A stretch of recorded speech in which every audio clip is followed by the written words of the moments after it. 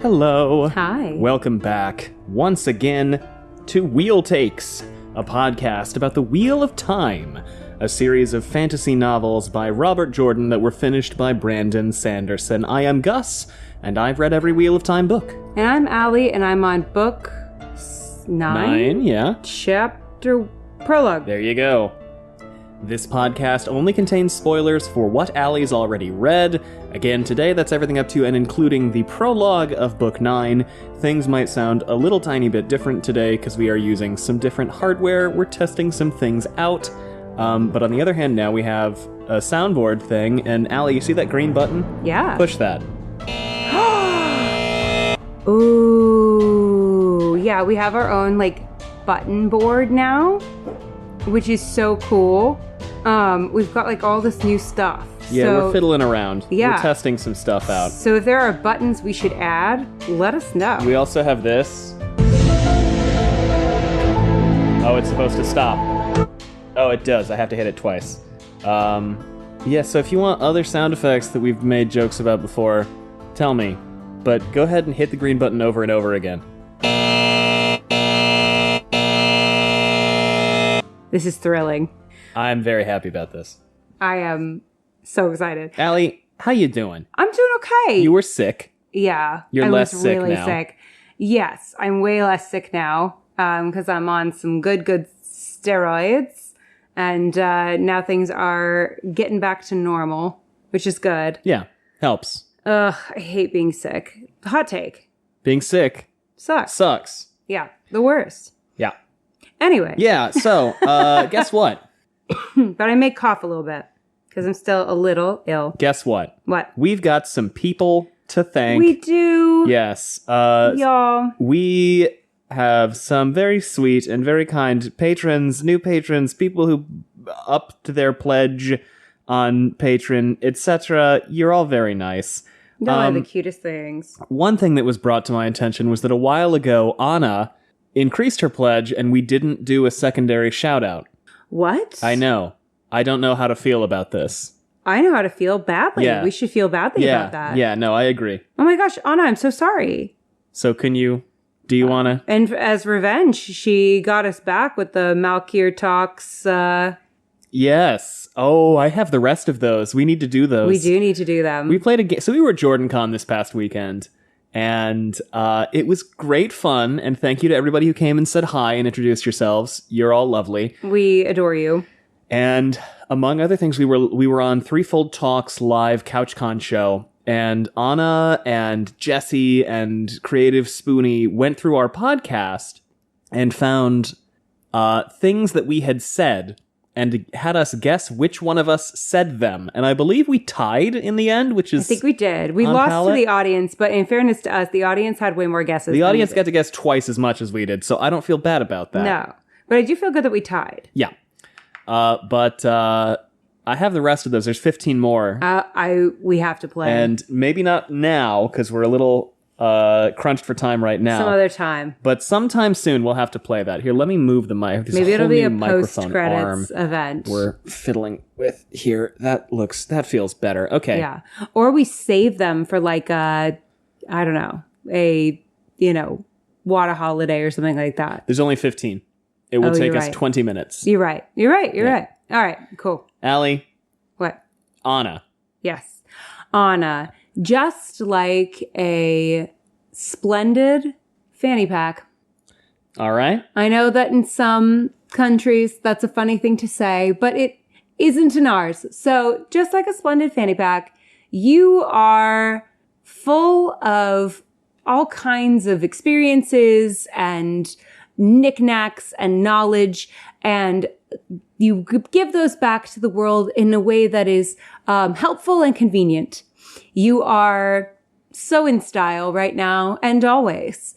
And you are also always there when we need you. And for that, we thank you. And thanks for being a part of this podcast. Thanks also to Spencer R., who jumped to a cup of coffee. Spencer R., just like a resplendent Tylenol. Yeah. You relieve pain from this world. You provide us with relief and comfort. You don't let yourself bottle up those feelings. You share every bit of yourself with the world, and it makes the world just a little bit better. And you are always there when we need you. Just like Anna. You all are just always there when we need you. And for that, we thank you, and thanks for being a part of this community. And thanks to someone we know for the cup of coffee, Sulin. Sulin, I just so adored meeting you at JordanCon this year. Just like a calming cup of tea. Have I done a cup of tea before? Yeah. No. Okay, now doing it. I think you've done calming cup of tea before. No, I haven't. I think so. Okay, then I'm not doing that, Sulin. I'm not doing it. There's no repeats. Okay, just like a calming meadow. You are gorgeous. You are wide open to everyone who needs a hug or a kind word. And you are, you smell nice. And for that, we thank you, and thanks for being a part of this community. Thanks for the cup of coffee, Michelle H. Michelle H. Just like a helpful gumdrop. You are delicious. You are sweet. And you are packaged so adorably. And for that, we thank you, and thank you for being a part of this community. Thanks for going from a pint to bubbly, Ryan. Oh, Ryan from JordanCon. I believe so. Love them. Just like a gleeful, I don't know if I've done gleeful. I don't think you have. Gleeful salamander. You are quick, you are cunning, and you can always get out of a bad situation just by being yourself. And for that, we thank you, and thank you for being a part of this community. And last but not least, thanks for the pint, Jessica T. Jessica T. Also, I believe, from JordanCon. Oh my gosh. So, my JordanCon friends, it was so lovely to meet so many of you this weekend. I just adored you. And if you, like last year, somebody came up to us and was like, I was too nervous to approach you last year. You don't need to be nervous to approach us ever. We're literally nobody. But, that's silly. Silliness. What was I saying? Jessica T. Jessica T. Just like a terrific T-Rex. You may not have the longest arms in the world. I certainly don't. But your hugs envelop us very well anyway. What? You're a great hugger is what I'm trying to get at. You are, you make your presence known. You make us aware of you, but not in a way that's ostentatious and obnoxious, but in a way where we're like, yes, slay, amazing, literally, predator. And you are also wise. And for that, we thank you. And thanks for being a part of this community. Because, they're like ancient. Wise. Yeah. I got there. So thanks, Jessica. Thanks, everybody. Y'all are great. You don't have to do this. It's really nice, and you don't have to. Yeah. So, Allie. Yeah. This is my question. What? Where'd we leave off? The prologue. Where? In the middle of it. Which middle of it? There were people doing things, kind of. Yes. Was it Lyda? Was Lyda upset? Was an Oh, it was Pavara. Pavara and the spies. The totally spies. The spies of Total. They're just spying on some cereal. You're not looking at me? We did talk about the first sister ceremony, right? I don't think we have. Did we stop before the first sister ceremony? What? We legitimately stopped. We stopped at the Black hunt. My God, we've talked about nothing. I know. We have a lot to talk about. We have a lot to cover. We stopped right before Taim came in because of all this. I hated some. This is the thing. There was like it's a minute sleigh, as they say on TikTok. It's a 1/3 sleigh because there was so much about it that was a sleigh about this moment, and there was also so much about it that was 1/3 gay, and then it was interrupted rudely by some of the buzzery content. Yes, where I will just go, you know what? It's costing me my peace, and it's too damn expensive. Because there are a couple things where I'm just like, can we not let the women have a moment of power? Apparently not. Apparently, Apparently not. Which bit are you talking about here? Or do you want to just hit the button? We'll talk. Hit the button. No, we'll talk about it. We'll talk about it. We'll talk about it briefly, and then I'll buzzer my way out. All right. So Taim comes in. You don't have any notes for this, right? No notes? No, I didn't take any notes for the prologue because I didn't. Yeah.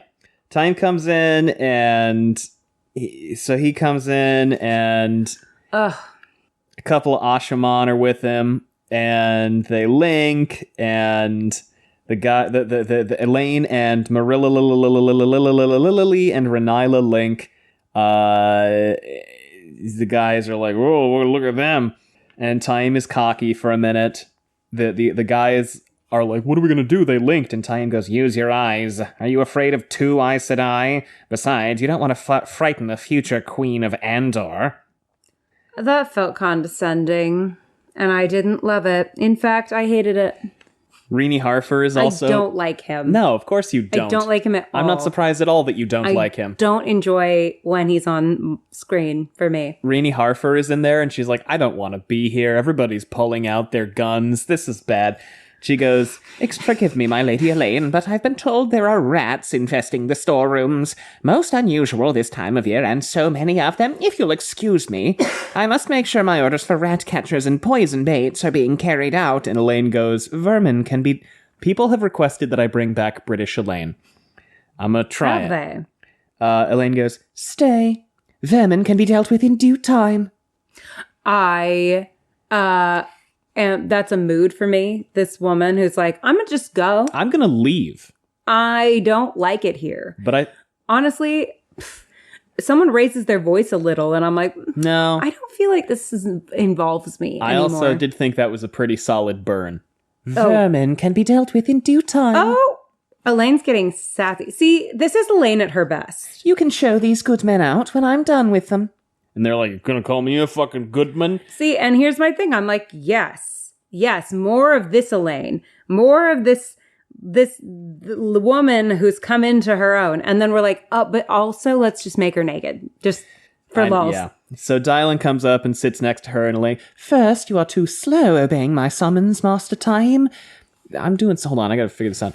Elayne talks like this. Ha-da-da-da-da. Elayne, ya-da-da-da-da. I'm Elayne Trakand, daughter heir of Andor. Yeah, all right. First, you are too slow obeying my summons, Master Taim, and then too sudden. And he walks up, and he's an ass. What is he here to talk about? I don't even know. Why is the dragon banners down? Oh, because I don't want to look like I slept my way to the top. You're not a big fan kind of of a bad Randy look. Boy? Are y'all not on the same team? Historically, no one's been kind to women who look like that, so I'm trying not to look like that. Cool? I will ally Andor with the Dragon Reborn in due course, but Andor is not a conquered province, not for him or anyone else. In any case, Master Taim, it is not your place to call me to task. If Rand objects, I will deal with him. Yep. Well, Rand's a little butthurt that you did that, but all he has to do is communicate with you, and that will be swiftly dealt with once you, come at him vag-akimbo. You've walled in 4 miles of Andor. With whose permission, Master Taim? Don't tell me the Dragon Reborn. He has no right to give permission for anything in Andor. Preach. You've refused the Queen's Guard entry to your compound. The law in Andor runs over all of Andor, Master Taim. Justice will be the same for lord or farmer or Asha'man. I won't claim I can force my way in. I wouldn't demean myself. But unless the Queen's Guard is allowed in, I promise you not so much as a potato will go through your gates either. I know you can travel, but your Asha'man spend their days traveling to buy food. There's just an Asha'man Instacart going on. This podcast is brought to you by Instacart. It might be for all... I don't fucking know. I know it's less funny now that we actually have sponsors. I don't know. I know what it's not. So, they kind of like vaguely threaten one another for a little while, and it's like, what happens? What is the sum total of what comes out of this? A lot of kind of like posturing. It all, to me, doesn't make Mazrim Taim look particularly good. Like, No. he just kind of like shows up and is like, I'm gonna be a dick. And Elaine's like, Don't. 2 can play at that game. And then he goes, fine, you can come take a tour of what's going on in the Asha'man camp, but you have to have chaperones because I don't want you getting blown up. Here's the thing, though. If you have chaperones, then you're not going to see the stuff you want to see. Yes. They're going to take them to the places where they want them to go. Yeah, where they're like, this is where we totally don't murder people. Am I right? Yeah. So then... Said the totally don't murderers. Then all of a sudden, Wise One walks up and goes, "It is time, Elayne Trakand." Like, as Elayne is debating what the finer details of this and I'm are. just like, come on. And then now I know people are going to reach out to us and go, well, this is part of the like culture. Well, did it have to be? Why are the women always naked? The men are only naked during bath time. And that is actually, you know, the traditional time that you get naked is the bath time. And I get that they have a public bath and whatever. And that's like cool in some cultures. But, you know, it's like the gym where you're just like, all right, you know, that's the deal. But did it have to, do we have to have, why did Rand and Matt get to go to Roydian in their clothes? Let me help you. Thank you. And why can't we have Elayne have a moment where she's reading a man his rights in a way where it's like, this is deserved. And also she's taking her space. This is her job. She's being competent at her job. And then all of a sudden we're like, actually get naked. I hate it. Why do we have to be naked for this? What about and I get it. It's a rebirthing thing. But like when I watched the episode of CSI that had imprinted on my soul, apparently, where they were talking about rebirthing, they didn't make that kid get naked. I think my question is less... Pretty sure he got to keep his clothes on. My question is less, why do they have to be naked for it? I understand being naked for the ceremony. Why does she have to be naked like before? Why does she have to strip right now in front of everybody? And and here's what I get. I get that it's like, well, she has to show how much she wants to do this. Make her eat something gross. Why does she have to be naked? Like, be like, all right, you got to eat this worm or something. I don't know. Don't eat worms. But you know what I mean? There's like a billion ways. Walk on hot coals. There's a billion ways you can show somebody how badly you want to do something. Cut your finger a little bit. Like, give yourself a paper cut. Right? That's really going to showcase how much you want to do something. Why do we have to get naked? So to Taim's credit, everybody does turn around and not look at her. So when the Stone Dogs become Stone Brothers, do they have to get naked? Do you think? You know, I don't know if there is an equivalent to First Sisters. Hello, it's Gus the editor from the future. This is wrong. Don't worry, we correct it later. You know, I don't know if there is an equivalent to First Sisters. I'm so happy we have that now. No, I'm so happy about it. I love it's this. The best addition to this podcast that's happened in a while. Okay, but when do we use this? Whenever anything spooky happens. I love this. So we have to let it go for a little while, but not right now, right? Well, anyway. All right. That's when there's a plot afoot. Oh. No, is that the Law and Order sound? Dun, dun. Which I haven't put on here yet. I have to put on. It's real. Here. No, that's got to be for the Black Aja Hunters. We got to have a dun dun. No. The ominous. Remember that? Yeah, the dun dun. Yeah. The dun dun. Oh, I misunderstood. Okay, so anyway, all this happens and she strips down and nobody looks at her and everyone's like, "What the fuck is going on? And can we help?" And she's like, "No, and can't tell you. I'm marrying my girlfriend." I'm marrying my girlfriend, and for some reason we have to be naked for it. Well, I mean, once we're in them getting married part. Here's the thing. It was so close to being so gay. And I was really into it. And then there's a specific moment where I went, you lost me. You lost me. And I think Danny from Wheel Weaves and I ranted about it for a little bit at JordanCon, where we were both like, why the titties, though? Why they got to be sucking on some titties? Can we talk about it? Yeah, we talk about it. Yeah. Why do they have to be sucking on titties? Why is that necessary? Can you elaborate? Because I think a lot of people have forgotten that this happens. It's okay. So it's okay. So they go through this whole, you slap me in the face, I'll slap you in the face kind of deal, which, you know what, is a little hot. And then, and then we go through, like, they basically get rebirthed, right? Which I'm like, okay, fine. You did, by the way, call this. I did. Exactly. Because it was all the rage. Because in the 90s, we were like, what is like a weird Band-Aid we can put on this gunshot wound that is someone's mental health? Oh, well, we'll just press Control-Delete, because that's how human brains work, and say, you started over. Plus, I remember, because somebody was talking to me about it, and she says, I'm so amazed you remember that, because you're not that old. You know, like, how you don't remember most of the 90s. And I'm like, correct. I vaguely remember most of the 90s. But I remember I used to watch CSI with my grandparents when I was like way too young to be watching CSI. And there was a rebirthing episode where like they accidentally killed somebody in a rebirthing ceremony because they like suffocated him by accident. Good. And it was a whole thing. And I remember everything about that episode. And so that for some reason like imprinted on my brain. It's like, this is what therapy is for a while. And I think it actually set me back from doing therapy for a long time. That's funny. I think it was an active disservice to me. But hell, for all I knew, that's what adults do when they're sad, is they like beat each other in blankets, you know? But anyway, so then, but this is what I was going to say. So they go through all that. And then they like emerge and they're sucking on Amisa's titties. And I'm like, why? Listen, I'm the first person to be like, free the nipple, like whatever you want. Not for me though, but like you do you. Feed your baby in public. Do all the things. Yes. Breastfeeding is not inherently sexual. Oh, no, not at all. No, absolutely not. It's not. When it's like your baby... But like, would you go up to someone else's baby and breastfeed them? That starts to get kind of fucking weird, right? That's like starts to get on a line. Clearly you haven't read The Grapes of Wrath. That scene's fucking weird. Like it's beautiful. It's emotionally devastating and lovely and wonderful. Okay, but is this The Grapes of Wrath? No. Are we Grapes of Wrathing it? No. Is that what we're doing right now? No, we're having are they starving to death? No. Is there nothing else but this woman's milk? Spoilers for The Grapes of Wrath, apparently. But like, no. So, and I'm sorry, I was a little like, well, the fuck Grapes of Wrath, even then. So like.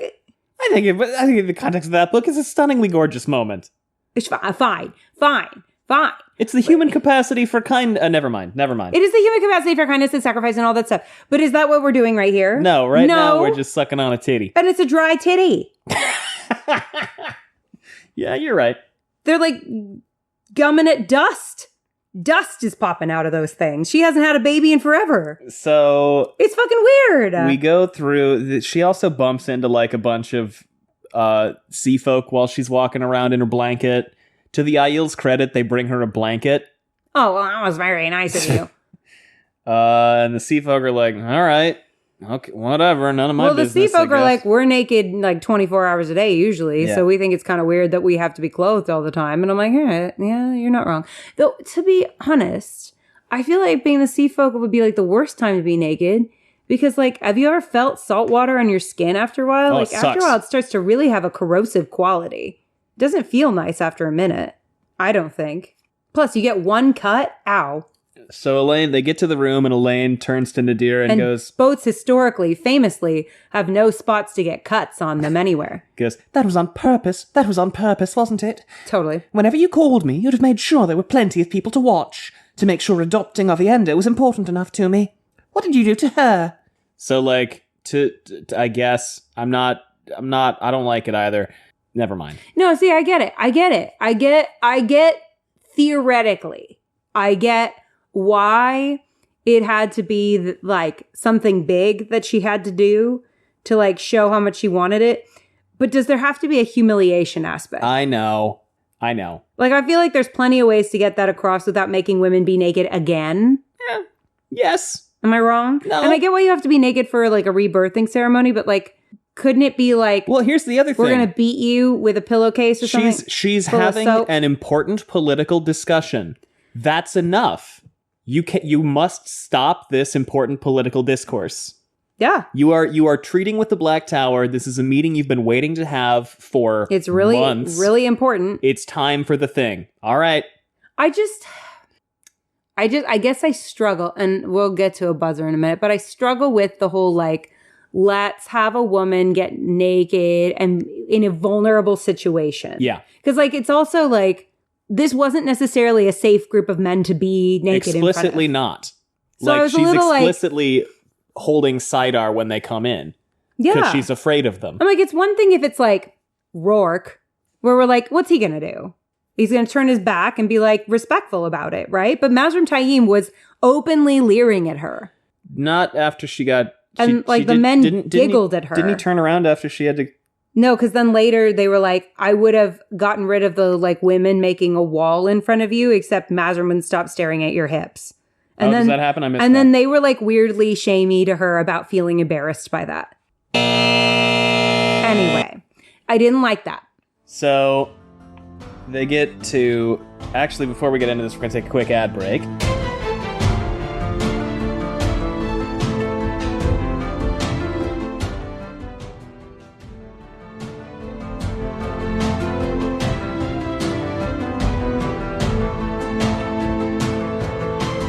Welcome back. They get to the room with the people in it. Oh, yeah. Oh, God, you're right. This did have forgot this happened. I know I'm right. Yeah, Taim kept looking at her butt. Oh, no. A woman on this... Oh, no. A woman on this podcast is right about something, so I gotta get naked right now. We can't have the men feel emasculated. Oh, God. Yeah, I'm not even going to read this part. All right, so... Oh, no. Does it make you that uncomfy? I hate it. Yeah, because Nadir is like, yeah, man, you got a nice ass. What do you think? He's going to not look at it? So... Why are we doing... All right. Continuing. So... Damn cables everywhere. All right. It's worse when women do it, too. I was talking to somebody about... this at JordanCon, where I was like, why do we get even more mad when like the women are doing it? And I'm like, it's because it's like the betrayal makes it somehow worse. Like where you're like, you are part of this and you're sucking. Do better. Like I want to spray him with a spray bottle. I want to be like... So we get into the room and Amis is there and some wise ones and Elayne is like, oh man, no Elayne. I would have preferred to suck those titties. And you know what? Elayne can get it. Manayela is like, she's pregnant and we don't know what the interaction would be. Well, with what? The magic? With the whole ceremony, I guess, yeah. What, she just like gives birth during it and it's like, that's awkward. Were Elayne here, the babes she carries would be part of the bond between you and Aviendha if the weaves brushed them. If they survived, that is. The unborn are not strong enough for this. The question is, are the two of you? The unborn are not strong enough for birth. No, for the magic thing. But for the magic to do what? I don't know. Birth? Yeah, I guess, yeah. The unborn are not strong enough for... Well, I guess it depends. I mean, that's kind of valid. But now that I'm thinking about it, I'm like, yeah, you know what? You're right. And let's not involve, babies in this. Yeah. So they rebirthing thing. They sit down. And, we are gathered because two women wish to be first sisters. We will see whether they are strong enough, and if they are... I'm going to tell you this, it's not gay at all. It's definitely not a wedding. Definitely not gay. Ever.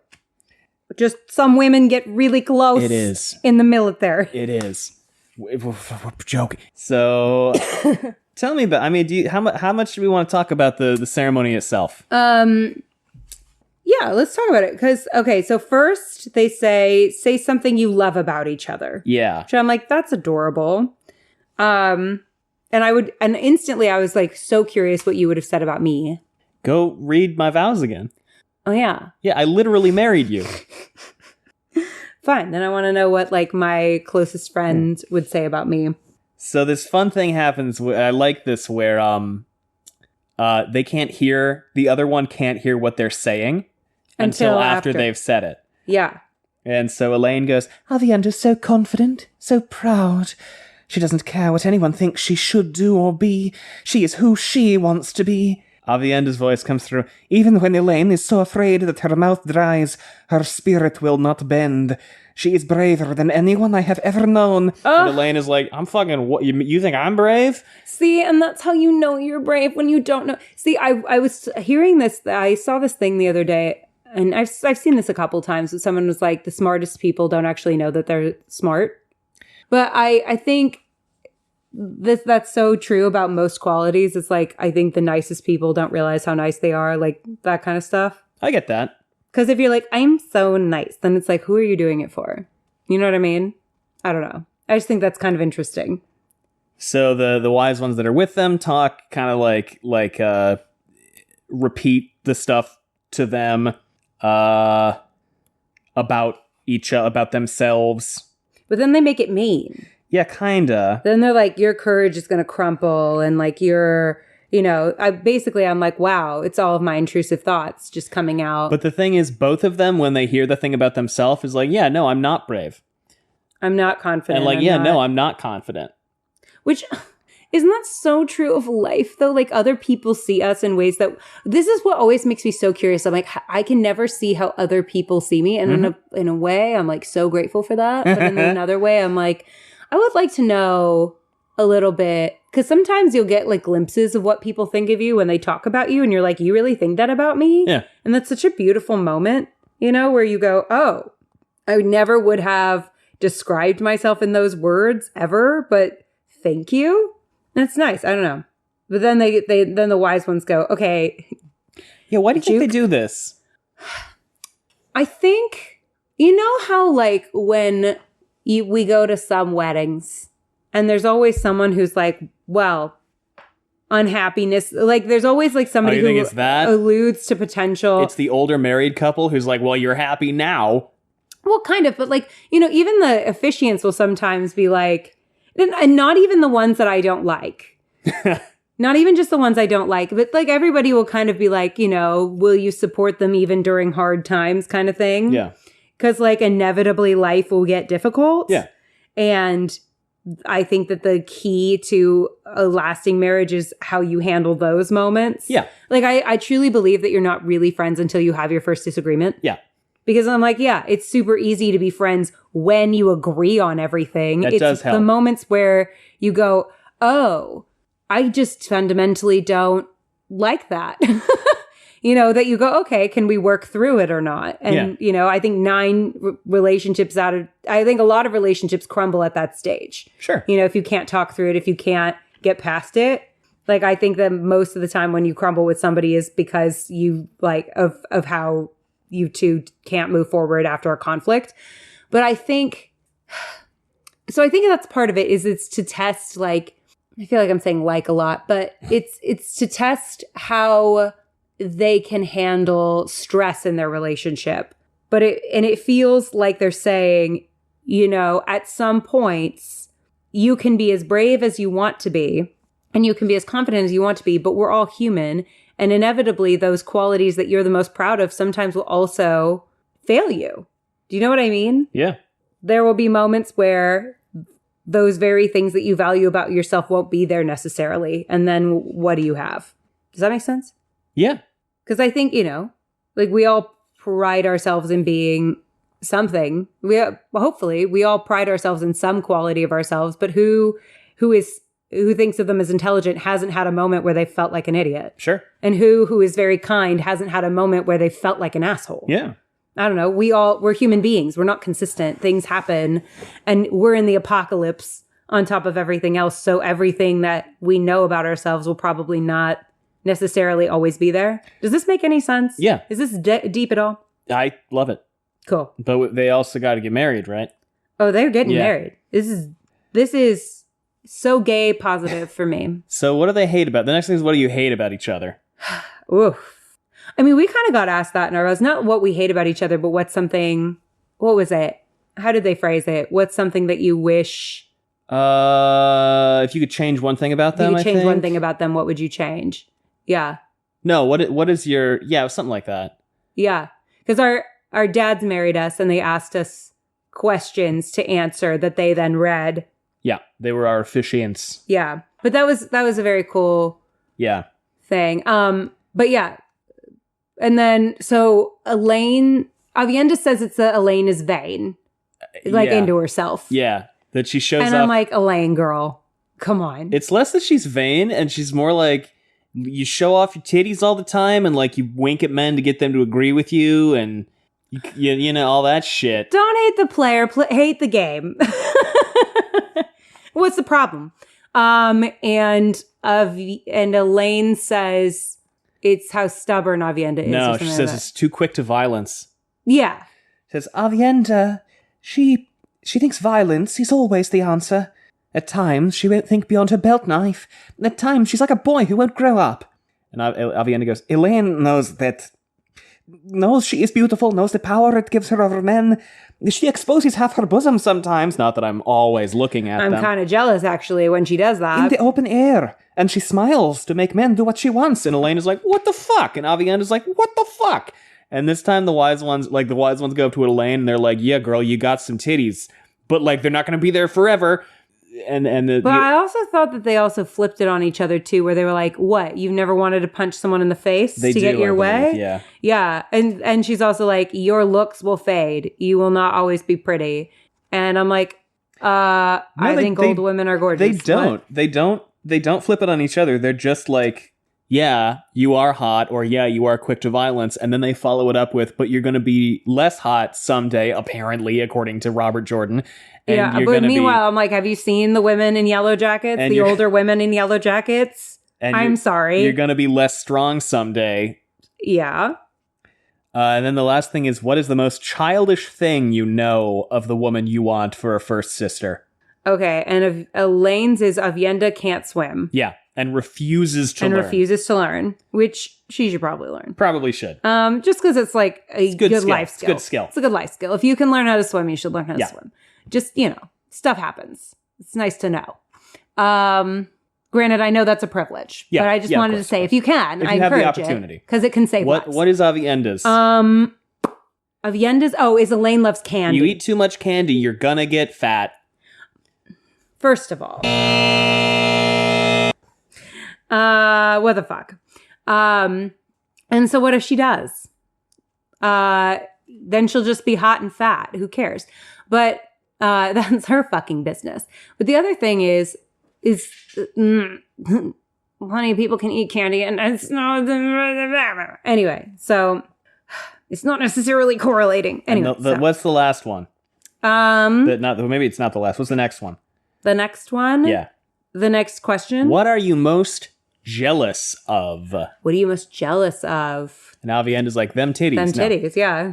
What are you most jealous? I can't remember what they said. Yeah, there's a reason you can't remember what they said.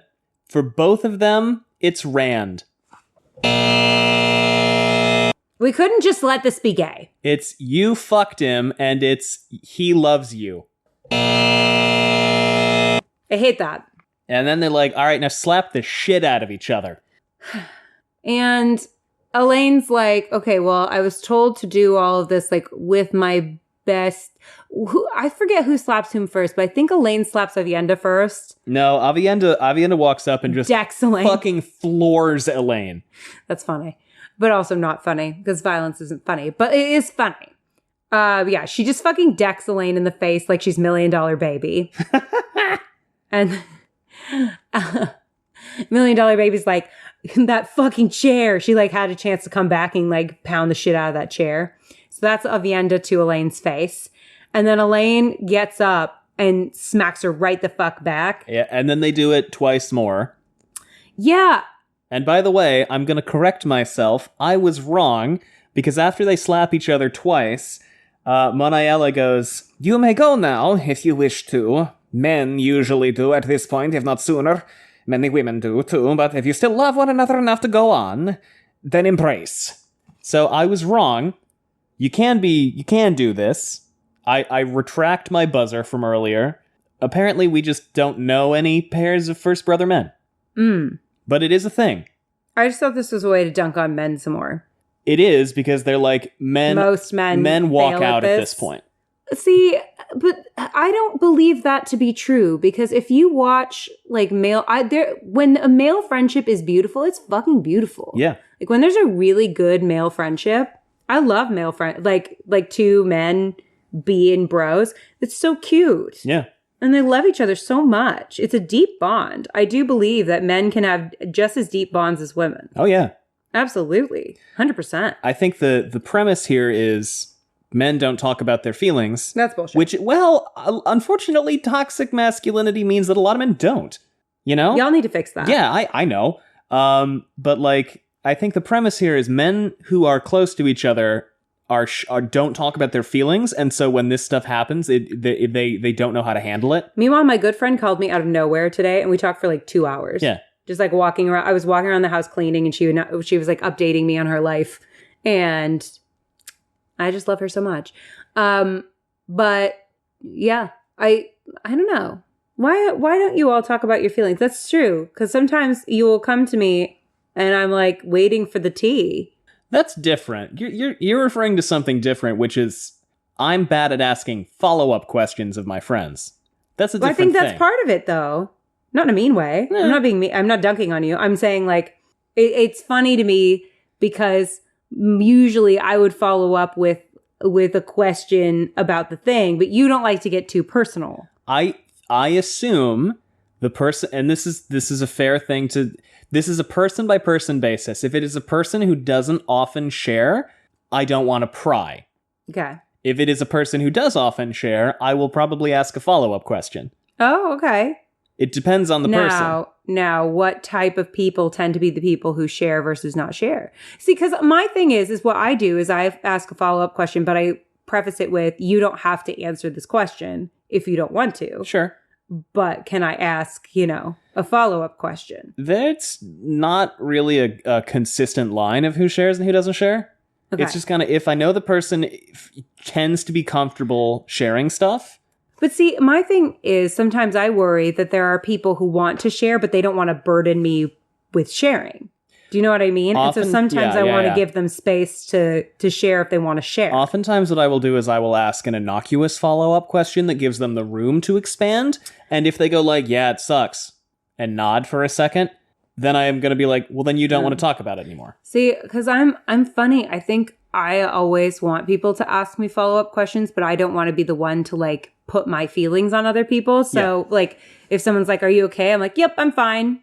And then, but I'm like, anyway, no. But I totally get your impulse. I just am trying to also explain, like, I'm not trying to pry either. Yeah. Okay. Yeah. I'm just like wanting to give people space to share if they want to share, but I'm not trying to like make them share if they don't want to share. So, though also I love the tea. So they're like, all right, sickness and health, weaker and what is it? Sickness and health. For better, for I don't richer, fucking remember. Poor. Yeah, all that. We didn't do that, but like they basically get that. Yeah, and then they do the whole like heartbeat rebirth thing, and then they're sucking on some titties. Well, I think at one point it was like to protect and whatever. Like it was like different for men and women for a second, where it was like honor and obey, and I'm like, ew. Oh, you're talking about real world shit? Yeah, no. Yeah.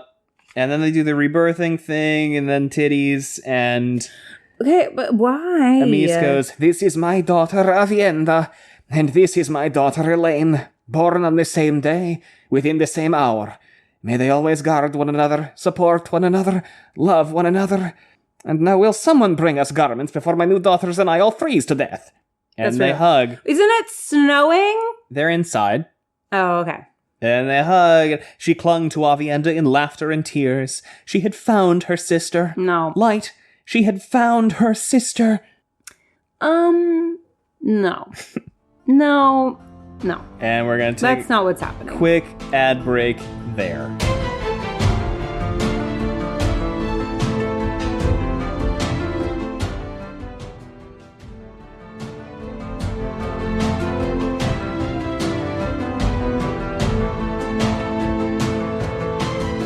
So, we switch perspective. Excuse me.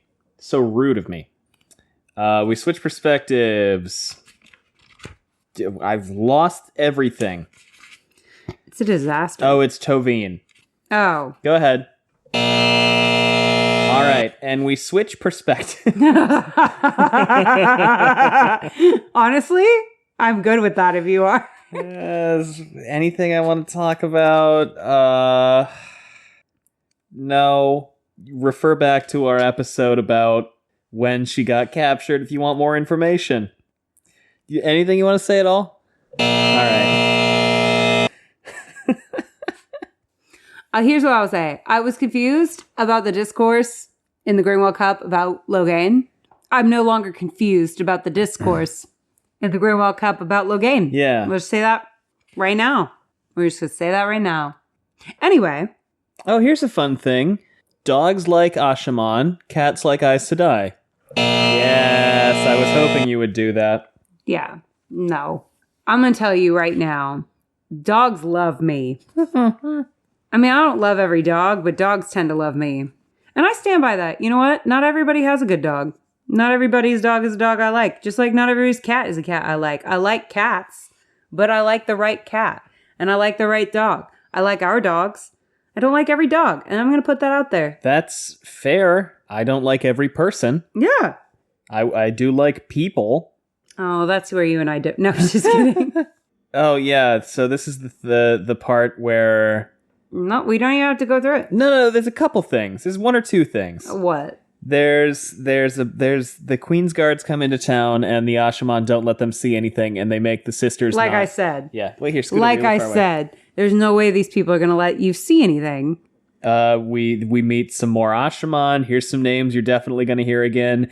Evan Vinchova. Okay. Donalo Sandomir. Okay. Andral Genhald. Okay. Mesar Kurin. Cool. And Candler. There's some guys. All right. Andral Genhald, I'm just looking at Encyclopedia Watt, found 2 men interested in learning the type of healing Nynaeve used on Logain. To use on women or to use on fellow men? One or the other. I mean, probably both would be useful. Am I right? But is it going to be that thing where, like, if a man does it on another man, it's gay? No. But I will tell you that if a man... No. But it's like, if a man does it on another man, the man doesn't get all their powers back, right? Yes. Yeah. Yeah. Mm-hmm. Just like, that's why it's like Nynaeve, when she did to Swan and Lyanna, it was like not as powerful, which means that Logain at some point is gonna have to be like, whoops-a-daisy, never mind, like, here you fully done, or something, so they like can Swan? get back. Yeah. Presumably... As like, hey, thanks for saving my stupid life. So they've talked about this before. They would have to re-still them to do that. That sounds like not fun. Not fun. Okay. It's like if you break a bone and if you break a bone and it heals wrong, you have to re-break the bone to set it to make it heal right. Okay, so they're interested in learning how Nynaeve did it, right? But Yes. isn't it like, Trollocs and pumpkins or something like that? No. The way I like to think of it, and I cannot come up with a good metaphor for this, is oil and water, right? Yeah. No, I mean like trying to teach a guy to do the thing that you did. Yeah, isn't it like... No, yeah. They can't do it the same way, but if she describes it, if she gets the point across, is that something is cut here and I bridged it with spirit, apparently that translates? Maybe? Could be? Potentially not? We'll see. I thought it was like lollipops and sharks eating your face, Also, wait, I don't think they're talking about... No, that new kind of healing, this Nynaeve... Yeah. But I thought it was like carrots and dildos. They look the same. You shouldn't use them at cross purposes. Definitely shouldn't do that. You can only serve one at family Christmas.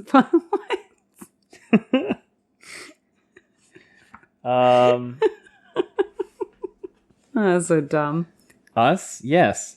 They have a problem with the Two Rivers men. What? Because they think they're the favorites? Because they are. I guess? I'm not sure. Well, didn't they go, oh, wait, there's like a fuckload of them? Yeah, so who is mostly... There's also some guys having private lessons with Taim, which... Sus. Who seems mostly in charge of this conversation? Is it Taim? Who's in this conversation? Taim and somebody else? Taim's not even here. Oh, yeah, let's look. Did you block all of this out because of I absolutely did. Yeah, I thought you might have. Yeah, that's fair. I ignored like 90% of what was happening. No, I support that. It's Logain, mostly, doing the logistics. Mishrael is having private lessons from the Mahale. Sus. Yeah. And suspicious as fuck. And then this dude named Wellin Kojima shows up. And he Kojima. He goes, Logain, the Mahale's back from Kyrian and he's posted new deserters on the board at the palace. You won't believe the names. and they spill out the names, and well, wasn't Deshiva on the list? And I was like, wait, no, Deshiva was on the list, but like Rashade and Gedwin and Torvald. But the good guys, no, the bell hair guy. Torvald is a Malazan character. I'm sorry. Bell hair guy. Narishma. Did he put Narishma was on the list, and I was like, that's sus. Suspicious. Suspicious. Did he put Narishma on the list? He did. Yeah. Suspicious. And Eben Hopwell and Damer Flynn. I know. Suspicion. Bit sus. Suspicion. Yeah. Suspicion. I know. Suspicion. Seems off, doesn't it? Suspicion. Suspicion. Why do you think this might be happening? Suspicion. Either he misread the situation. I'm not going to give him the benefit of that doubt. Mm-hmm. Or he's trying to get the friends of Rand killed. Suspicion. Suspicion. And why would he do that? Pray. Does he suck? Yes. Totally. Absolutely. I mean, not to call out our friend Zoe, but Zoe, you knew about this. And you were like, I have the hots for Maz? Red flags. Not red flags for Zoe, because we love Zoe, but red flag. We need to discuss this at next year's Grinwell Cup. So, Gabrielle and Tovine had brought orders with them from Elayda on what to do. Okay. And what happened to the orders? Gentle everybody, right? Gentle and or kill all the men you find. Cool. What happened? Are they still squirreled away safely? They weren't gonna be. And then, what's her face? No? Logain hit him. Logain burned them. Yeah, because he was like, well, if the guys find this, they're gonna get spicy. Yeah. What's Taim really want to do? What does he keep bringing up? What does he keep telling Rand? He's you know like, what I could do? Let's kill him. I could just kill a bunch of Aes Sedai for you. Yeah, well, that's because Mazrin Taim is suspicious. Yeah. Suspicious. So, essentially what's happened here is that Logain burning them has done what? Very suspicious. What? Logain burning the orders has accomplished what? Kept him from doing that. Protected the Aes Sedai. Yeah. Yeah. Which, very cool. Good of him. The least he can do. Considering. Is there a way to do a half one? Nope, there is not. I can make a second one. I can make a second button where you can turn it on. It's like off. A half buzz. Yeah. Where you're like, you're on probation. Next time I'll make a half buzz button. Yeah. Like a, You're doing this TASMR thing on purpose? No, it's soothing. I'm just loud as fuck. Sure. Sorry for the mouth noises. I gotta soothe my wee throat. Warm up the pipes. Anyway, so that's enough of that. We switch perspective again. Who are we with now? We are with somebody. Rand al'Thor. Oh. That's right. How's he doing? Well, we haven't been in enough joyful heads. I know. It's been so fun. How's he, though? Not receiving joyful head. That's for sure. Min's with him. Well. They might be. Chop. We don't know. We're just not seeing it. Yeah, I feel like we've got them hanging out. He decided that they were going to leave Kyrian, right? Yeah. But he's cranky. Why? Because Elayne took down the dragon banners. This was last book. Nope. Oh. Then I don't know. Yeah, but he's cranky about something. What's he cranky about? The great city of Kyrian was a hulking mass inside massive walls crowding the river Algrania. Wait, they're in Kyrian? Oh, they're right. They're in Kyrian, yeah. Remember the plot to kill Rand? Inn? Yeah, I think there was another plot to kill Rand. No, I know about the plot to kill Rand. I remember that, and then they bopped they're around. They're at the school. But now they went back to the school. They're at the school, so Min can get Fel's books.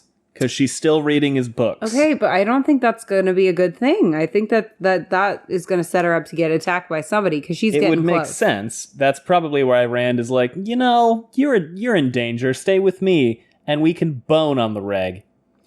I mean, I fail to see a problem. No. Dobrain is with him. Pillsbury Dobrain. Oh, good. I hoped he would be. He's like, well, I mean, people kind of think it's a little fucking weird that the palace blew up. They assume that you've been attacked. What? They do? I would have thought that would have been a normal thing. Could be dead. Could be chill. Also, some people think that you've just fully flown the coop.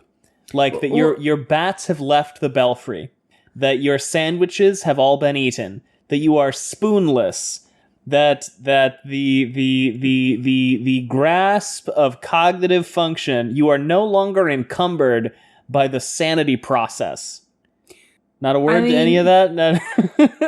I mean, who among us, when they're getting dicked down really good, has not blown up a castle? You know, we've all been there. So Rand is like, maybe and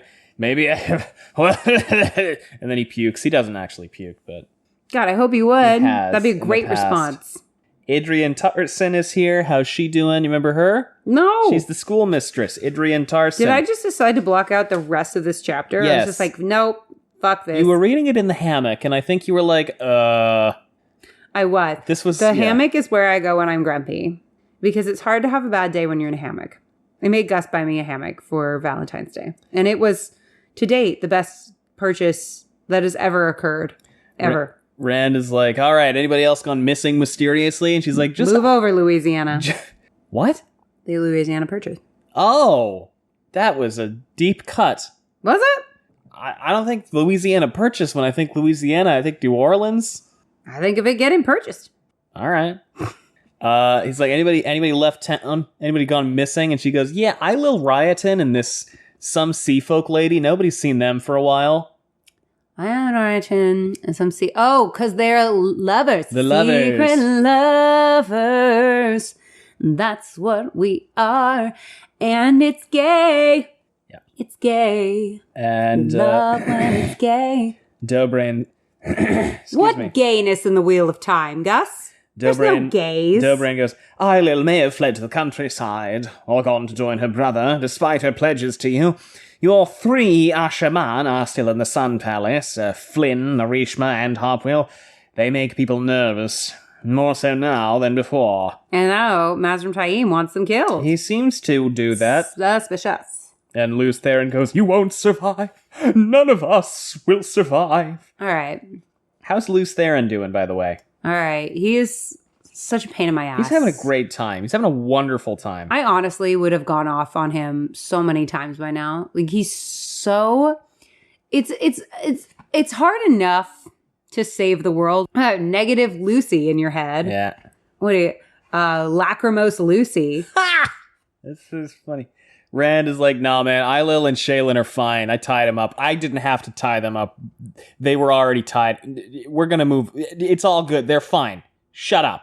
Shut up. They're more than fine. And then he like lovers. Crosses his eyes and looks up and goes, you shut up too. Secret gay lovers. He goes, look. Our favorite kind. Look to Cadsuane. She'll have them in Lady Errolyn's palace. And Dobrain is like, well, I mean, maybe. Cadsuane loves collecting couples. Does just bop in and out of the Sun Palace whenever she fucking wants. As she should. Oh, a guy made a car engine, something? Like, a guy finished a telescope and another guy made, like, they're making, like, a steam engine. Yeah, something like that, and that's cool. That's very cool. Any thoughts on that? Invent more shit. She goes, oh, that's Mavrin Pole's steam wagon, as he calls it, my Lord Dragon. Disapproval freighted her high, startlingly youthful voice. If we go through the entire Industrial Revolution by the end of these books, that'd be hilarious. We're like, I just invented interchangeable parts. I just invented the cotton gin. Claims he can pull 100 wagons with the contraption, not unless he can make it go further than 50 paces without bits breaking or freezing up. It's only done that far once, that I know. Well, and then there's going to be some guy who's like, I bet I could outwork a steam engine, and then he fucking dies. Rand is like, yeah, cool, all right. And Adrian is like, this is stupid. Like, what the fuck is this free thought, open-ended exploration of science bullshit?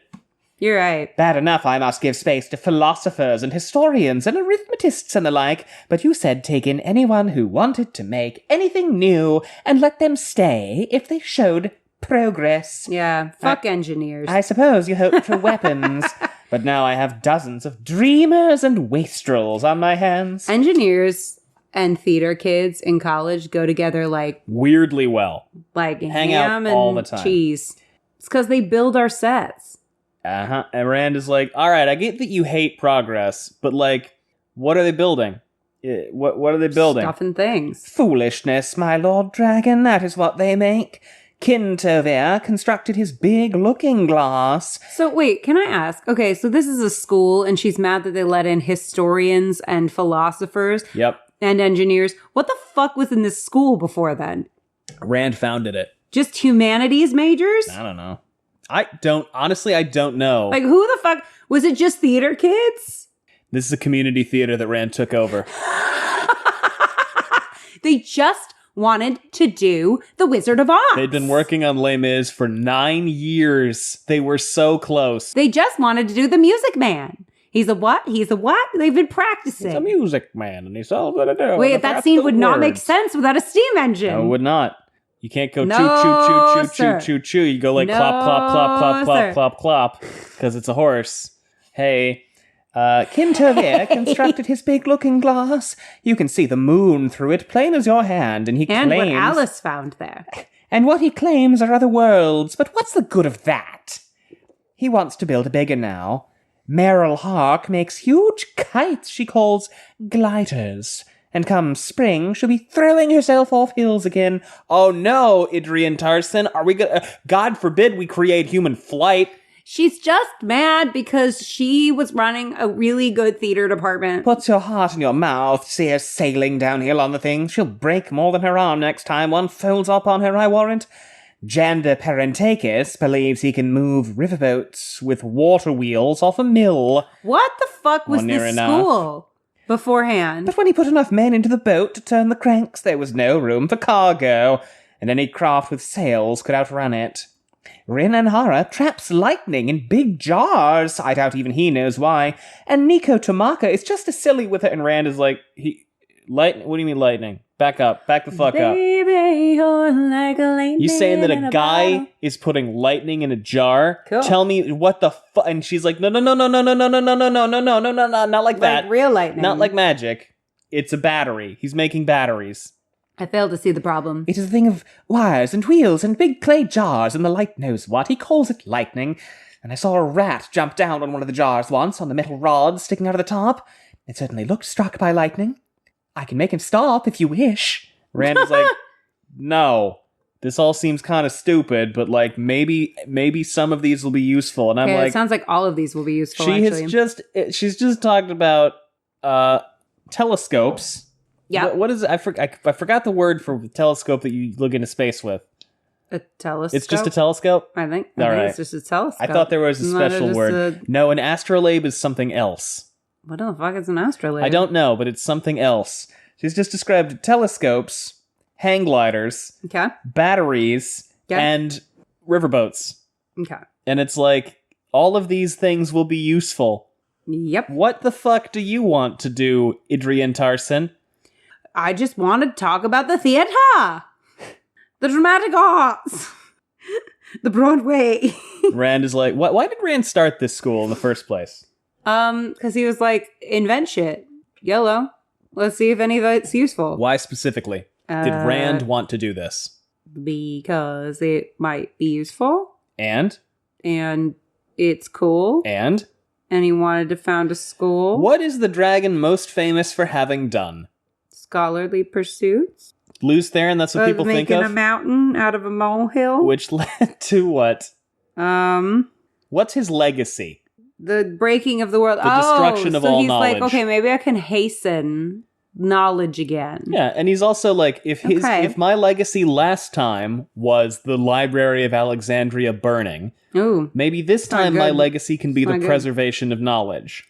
that would be nice.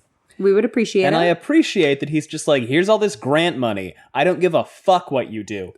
I mean, that's great. Put lightning in jars, you weird little man. School should be free. Anyway, Yes. Luz Theron goes, I thought I could build. I was wrong. We're not builders, not you, or I, or the other one.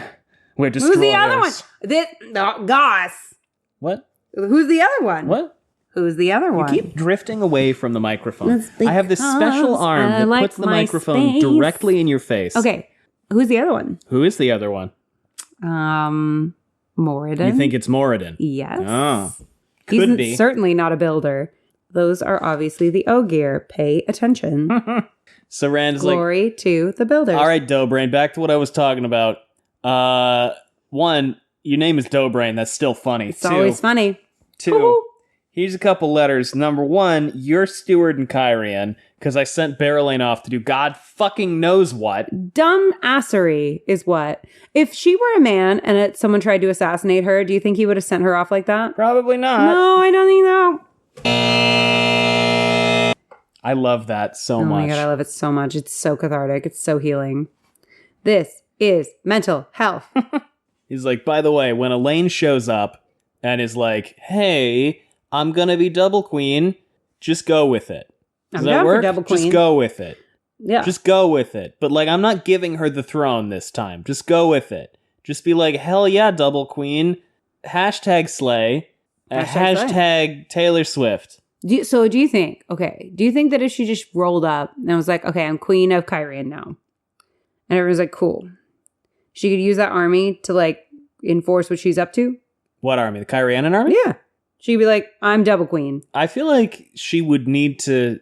Or would they be very not cool with that? Would they be like, oh, she's bringing in her army to build her army? I don't think Cainlin would be into it if she brought a Kyrianan army in. Yeah, I'm feeling like that would be true because they'd probably be like, fantasy racism. Well, it's also just any degree of nationalism, right? It's like, it's if you that's the whole thing with the Band of the Red Hand in Gildan, whichever fucking country it is they're like, yeah, can you just walk around and be a marauding army? Don't do anything. Murundi. Like, don't do anything. We just need you to walk around in circles and be a foreign army. Harumph a couple times. And, like, grumble a little bit, and then everybody will form into a union behind me to get rid of you. But if I hire you to help me consolidate power, everyone will turn against me. Okay, so, actually, that's kind of brilliant. Elayne, why don't you do that? Why don't you do that very thing? Why don't you just copy paste that plan? Where's she going to get a well-equipped mercenary army? Well, wasn't she already going to go grab one? No, yeah, earlier kinda. she was like, I'm going to go grab mercenaries. And they were like, that's a terrible plan. No. She was just going to dramatically... It's funny, we talked about this very last week, but I don't remember it. She's like, I'm going to set up heavy recruiting. She's going to go get mercenaries, though, I thought. And they were like, not about it. They were like, no, we're not going to do that. And she's like, I'm doing it. Sorry, you might be right. I think there's a difference between wayward mercenaries and the Band of the Red Hand, which is a huge army. Sure. Okay. Makes sense. And then the other letter, he gives him... I'll mention, by the way, the preface to all of this is him thinking to himself, he's thinking about Eilil and Shaylin at Cadsuane's house. Cadsuane would have to be disabused. Who would rule in Tyr and Kyrian had already been decided. He would point that out to her later. And then he gives the second letter to Doughbrain, and he goes, you'll know when to deliver the other. Whether to deliver it. Pry him out, if need be, and decide by what he says. Will I? If you decide no... That doesn't feel like management. If you decide no, or he refuses, I'll pick someone else. Not you. Well, damn. What is this about? I don't know. What is this about? I feel like you can piece this together based on the information you have. Who is he telling him to go? He thinks to himself, I need to send 2 letters, give these 2 letters to Doughbrain. One is about the future of Kyrian. Okay. The other one is about the future ruler of Tyr. Okay, so that's gotta be for Darlin. Pry him out if you have to, and decide whether or not to give him this letter based on how he responds. Pry him out of Cadsuane's house. Oh, yeah. See, I did. Piece it You got together. it. Look at you. So intelligent. No. Yes. Maybe. Oh. Anyway. Rand is like, so presumably that means Rand is like, if he, I mean, what do you think this means? I think it means that Tyr's about to get a king for the first time in a fucking while. But what are the criteria that have to be met by Darlin's response?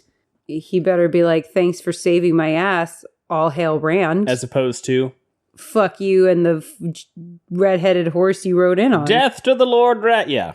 Doughbrain is like, you gonna be gone for a while, bud? You good? Rand is like, yes, maybe. Could possibly not. I don't know. Shut the fuck up. Sure. Rand thinks about Idrian Tursin again. Complain how she would about dreamers and philosophers. She was jealous of the Academy's well-being. Oh. She would shed no tears if those other schools vanished and their scholars were forced to come to the academy, even the philosophers. What would she think of one particular order in Dobrain's packet? Oh. Oh, I like giving it some mystery. Oh. What would she think about this one particular order in this packet? What could it be? I don't fucking know. I don't fucking know. Yeah. I'm gonna abuse that button. Oh, I'm so excited about this. This soundboard is one of the best things that's ever happened to us. Thank you, patrons. So he and Min get out of there. They get out to get down, am I right? Nope. That's not yet. what happens. And... Because I can't get anything I wish for. He turns to her and he goes, Min, and she goes, you better fucking not. You better fucking not be like, you can't come with... Fuck that. Yeah. I'm coming with you. Finally. Put him in his place, Min. We had this out, Rand, bloody dragon reborn Althor. We had this out with like multiple women at this point. You are not leaving me behind. Yes. The thought never crossed my mind, he lied. You big liar. You big liar with your big lying, stupid lying face. I just thought you should know what we've been doing and what we are going to do, Rand went on. I haven't been very forthcoming, I suppose. And then he seizes Saidin, which is a totally chill thing to do. I haven't been forthcoming, he says, grabbing his gun. And then there's a page of description, and Robert Jordan talks about, like, pigs and shit for a little while. Pigs and shit. And they travel, and she goes, forthcoming? And he's like, whoa, didn't puke that time, big win. You've been as open as a muscle, Rand, but I'm not blind. First, we traveled to Roydian, where you asked so many questions about this Shara place that anybody would think you meant to go there. Okay, what's up with Shara? We finally going to Shara? I never thought the Aiel Waste was like that. We're just going to collect territories like they're Pez. Dispensers. Yeah. Because you don't collect the Pez. So why did he... Sorry, go ahead. You do collect the dispensers. Why did he go to... So he went... What was he doing in Roydian and all that? What was he doing in Roydian recently? Just now. He was in Roydian recently? He traveled from Kyrian to Roydian and walked around asking people, what do you know about Shara? Tell me everything. And then he went back to Kyrian. Well, it was good to see you too. Yeah. So it's like, I want to hear all the dirty deets about Shara. And wait. everyone was like, it's the secret. Sorry, I just realized we're super overdue for ads. Hey, everybody, be right back.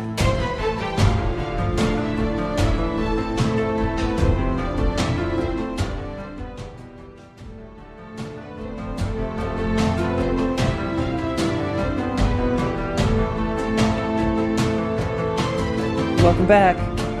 So about Shara, So he's been mysteriously asking things about Shara. He walked around the city of mysteriousness. You hit both buttons, and you have to hit that one again to make it stop. Okay, so you can make it stop. You can make this one stop. You can't make this one stop. Is there a way to program it where you can? Yeah, but then we couldn't do... I'm so sorry, everybody. If I could make it stop, then we couldn't do this. Well, that would be a tragedy. Yeah. Everyone would miss that. Yeah, they would... The red button plays one of the spoiler sirens, but it's not the right one. Oh, no. It's the full series spoilers button. I gotta put the other spoiler siren on. Anyway, so Rand was walking around like the streets of Roydian, grabbing random people and being like, if I were to go to Shara tomorrow, what should I know? Okay. So is he going to Shara? What do you think? If he walked around openly in the streets and was like, hello, everybody, I'm gathering information on Shara. No, but why would we go to Shara? What is there another prophecy? Okay, let me repeat that. Rand walked around going, wouldn't it be interesting if I went to... he's trying to convince them that he's going to Shara. Yes, probably. Oh, He's laying a false trail. So, That's what Min seems to think, so he's laying a false trail to do another thing, which is different. And then she says same as in Tyr last night, making sure every cat and blackbird knew you were there. In Tyr, it was Chachin you asked about. It's obvious. You're trying to confuse anyone who tries to find out where you are and where it is you're going next. She's smart. It's like she reads books. Am I blind? And he goes, no, you're crushing. You're fucking killing it. I gotta do this like 8 more times for 8 different places. Okay. But where are we going? Do I need to pack a bathing suit? Why take the time? I know you have a plan. I know it concerns something in that leather scrip. A sa'angreal? And I know it's important. Don't look so surprised. Just tell me, am I packing for warm weather or cold? You barely let that bag out of your sight. Why not go ahead and do whatever it is you plan, then lay your false trails? Cleansing the taint? And the real one, of course. Okay, but what do you have to do to cleanse a taint? And she goes, all right, What are you planning? Aside from killing Deshiva and the rest, I mean. I have a right to know if I'm traveling with you. Do I need to bring a bathing suit? Do I need to bring a bathing suit? And he just goes, I'm going to cleanse the male half of the true source. Cool. Is he? Yeah, I hope so. When? Hopefully now. We kind of need that to happen. It's book 9. You told me that was going to happen in book 12. Well, perhaps it will happen early. Maybe there's a lot. I mean, at this point, there's a lot we have to have happen between now and then. Yeah. Now and the end. And, you know, I also thought that Nynaeve healing stilling was going to take a second, and it didn't. It just happened one day. But it'll happen off camera, though. Don't worry. You think that if he cleans the taint, it's going to happen off camera? No, because we have to have 45 minutes to an hour of random Elayne succession crisis bullshit. That's important. That's the climax. That's more important than the climax. I don't know how long it'll take. And once I start, I think everyone within 1,000 miles of me who can channel will know something is happening. I doubt I'll be able to just stop if the Shiva and the rest or the Forsaken suddenly appear to see what it is. The Forsaken I can't do anything about, but with luck I can finish the others. She's like, this is a shitty plan, dude.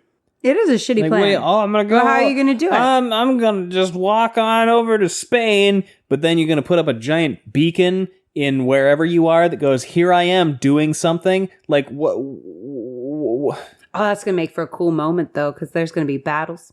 He says anybody within 1,000 miles will know what's happening. Know something is happening. Well, and they're going to want to stop it. Yeah. And we all know they can bip and bop wherever they choose. Presumably, the length and breadth of the land, every channeler is just going to kind of stop what they're doing and go, what the fuck is that? Oh, shit.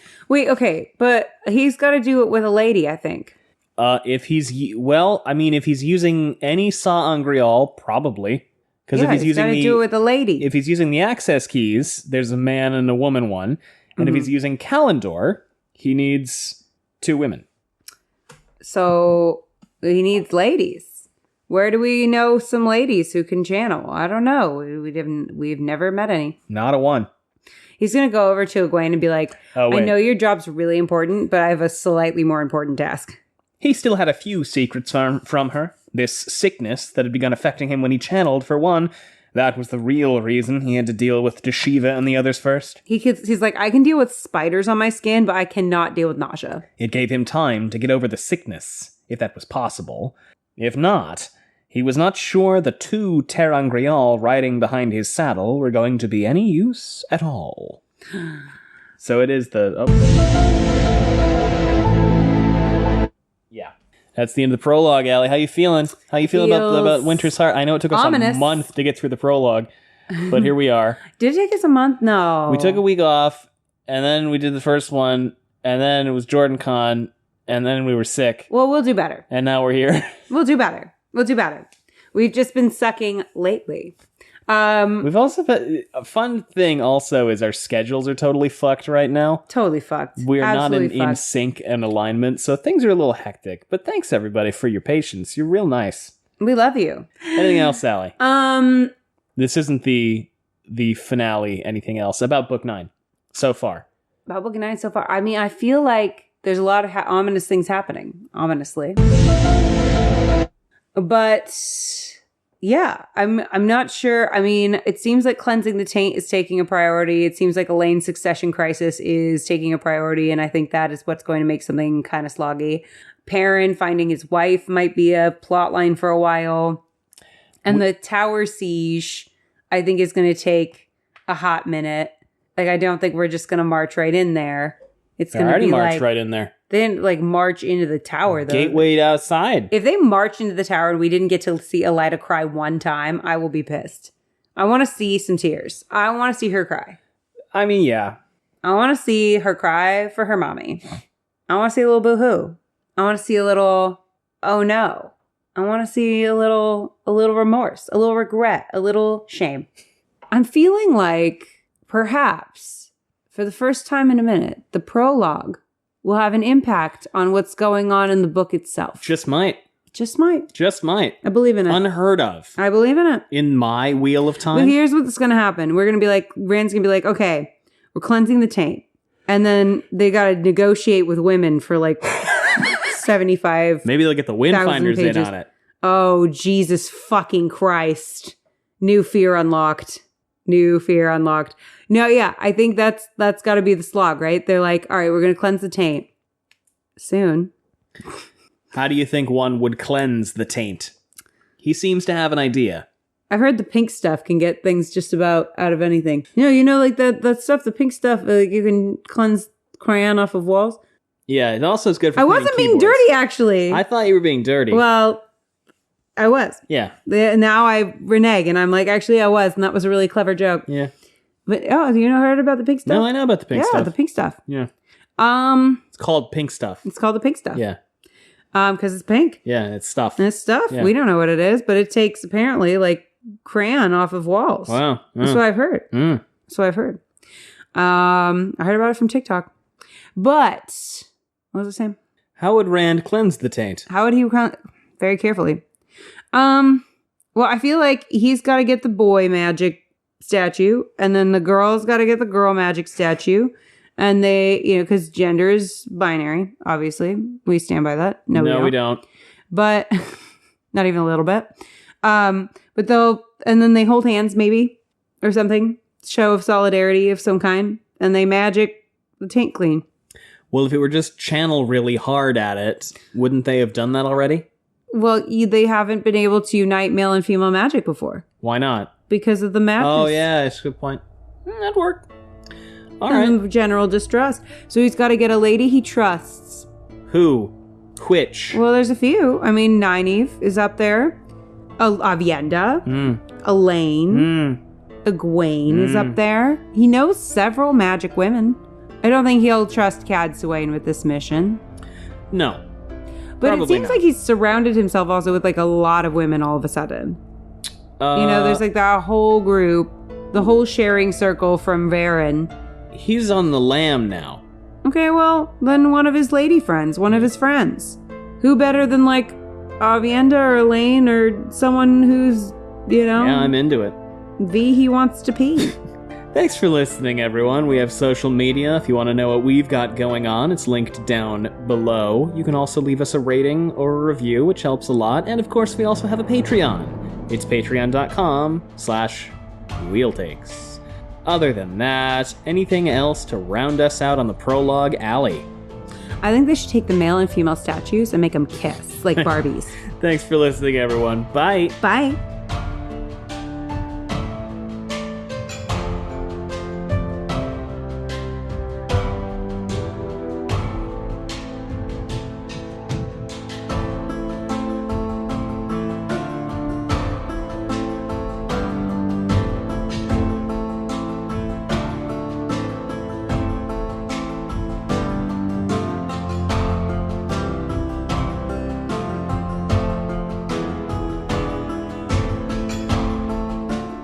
Thank you again for listening. This was Wheel Takes with Allie and Gus.